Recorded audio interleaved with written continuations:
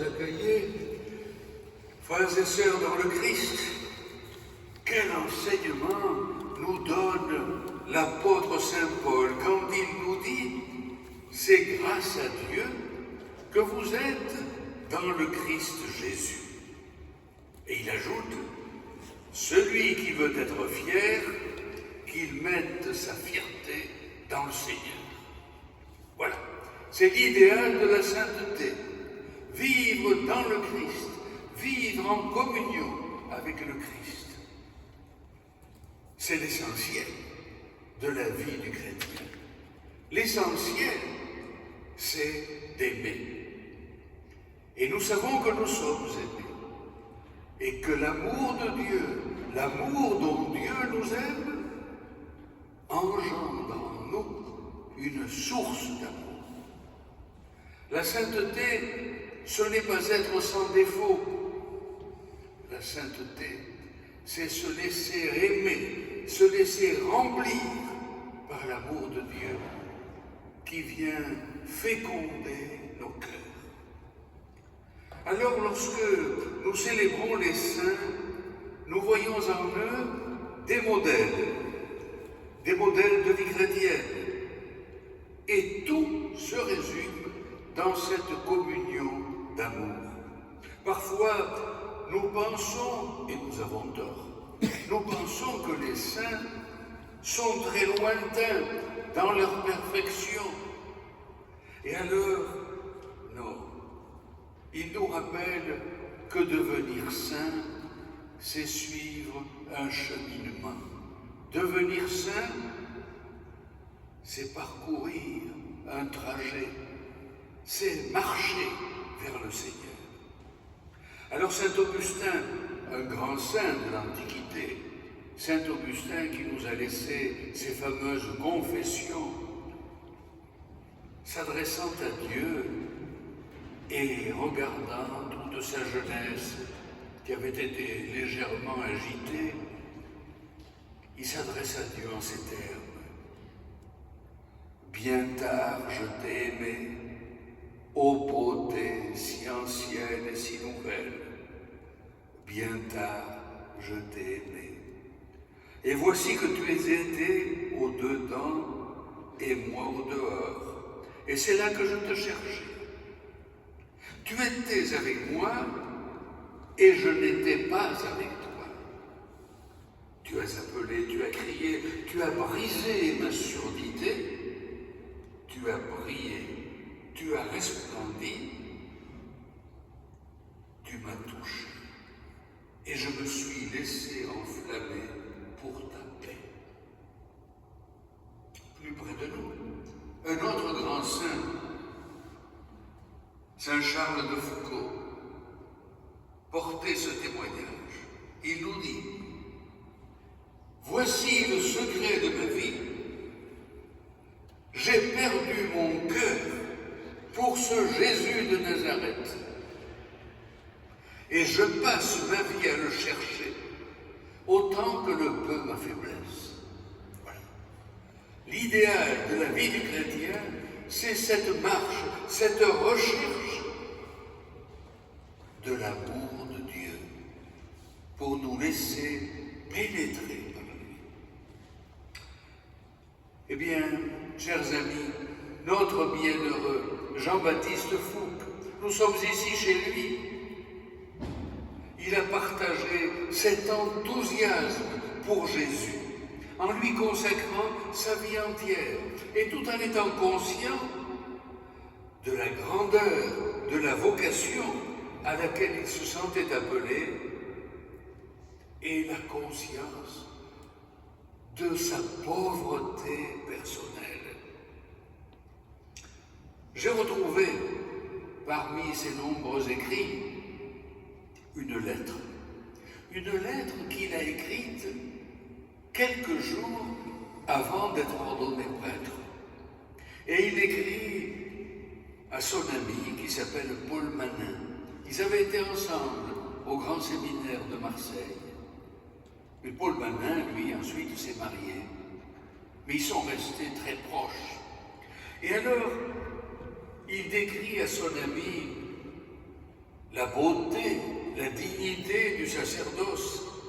Et alors il lui dit, mais pour cette mission, pour être prêtre, est-ce que Dieu choisit les plus intelligents, les plus saints, les plus parfaits, les plus beaux? Hélas, non, écrit-il. Hélas, non, mon bien cher ami, le bon Dieu ne fait pas cela. Et c'est ici le comble du prodige, devant lequel on demeure confondu, anéanti. Pour accomplir de si grandes choses, Dieu prendra une pauvre et chétive créature, un misérable pécheur. C'est le mot.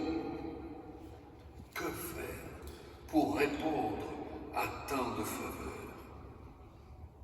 Et il ajoute, j'ai conjuré ceux qui me sont unis ici-bas d'intercéder en ma faveur auprès de notre Seigneur, afin de faire violence au ciel pour obtenir toute ma conversion par leur fervente prière. Voyez, un saint qui a demandé que l'on prie pour sa conversion. Alors, frères et sœurs, nous qui ne sommes pas tout à fait des saints quand même, nous avons besoin d'une conversion. Et il a demandé par ses prières de suppléer à mon dénuement, m'obtenir ce sans quoi je ne correspondrai jamais suffisamment aux grandes grâces ineffables que je vais recevoir. Eh bien oui, le bienheureux Jean-Baptiste Fouque a su accueillir dans son cœur l'amour de Dieu qui est venu le convertir.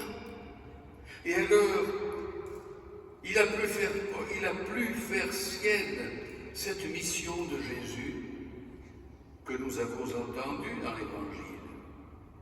Proclamant l'Évangile du royaume, voyant les foules, il fut saisi de compassion pour elles, parce qu'elles étaient désemparées et abattues comme des brebis sans berger. Voilà. Jean-Baptiste Fouque a été, comme Jésus, saisi de compassion. Et me revient à l'esprit un mot de notre saint que nous connaissons bien, Saint Jean XXIII, le bon pape Jean XXIII. Il a innové beaucoup de choses, et quelques semaines après avoir été élu pape, pour Noël, que fait-il?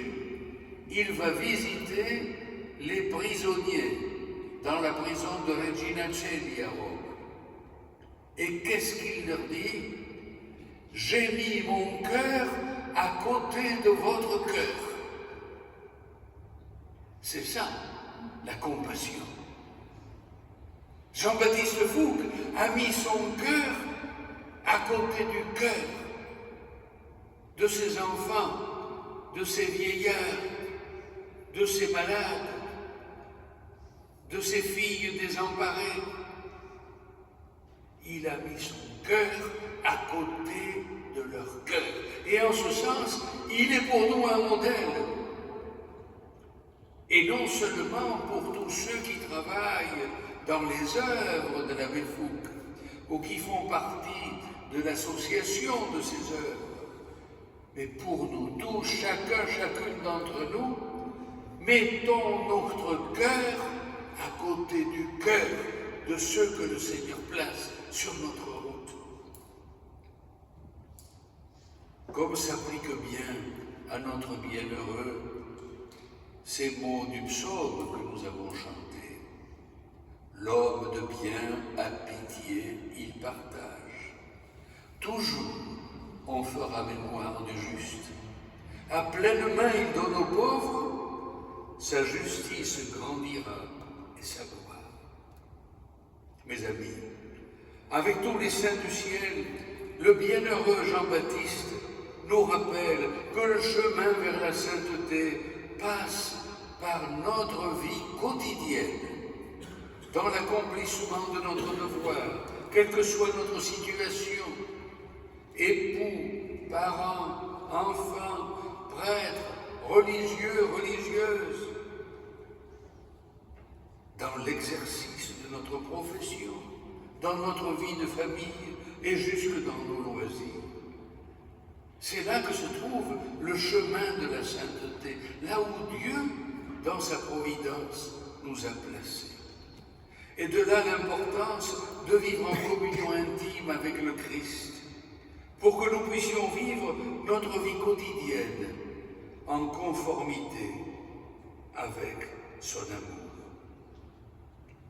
Pour que nous comprenions bien ce que signifie l'amour du prochain, car, ne l'oublions pas, l'amour du prochain, c'est le baromètre ou le thermomètre de notre amour pour Dieu.